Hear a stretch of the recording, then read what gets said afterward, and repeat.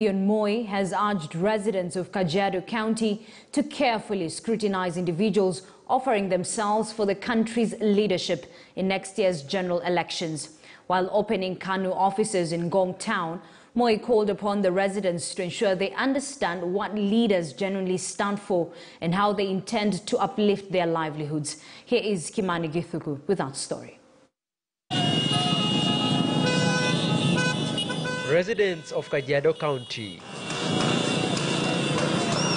they gave a warm welcome to Baringo Senator and KANU Chairman Gideon Moi. The Baringo Senator was accompanied by leaders from Kajiado County and delegates from the region for the opening of KANU party offices in Ngong Town.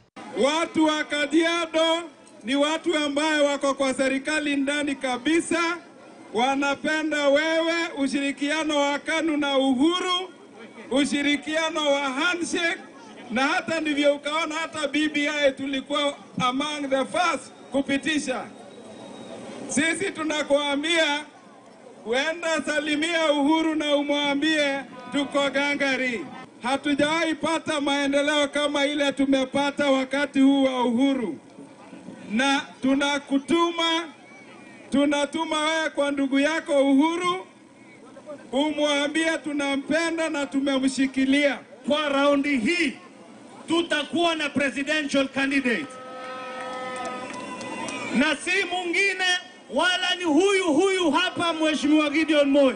Historia yetu na hapa wakaaji wa Ngong imetoka mbali, ndipo tumesema ya kwamba ofisi ya kwanza kufungua ni hii hapa.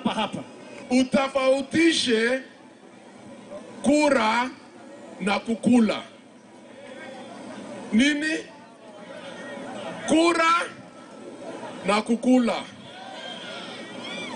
Wakifika hapa, kula.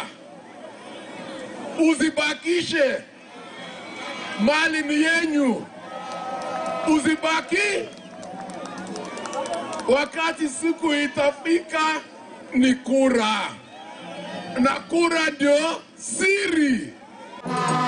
While campaigning for the One Kenya Alliance coalition, Moi also promised to fight corruption once elected as the next president. Secondary education itakuwa free.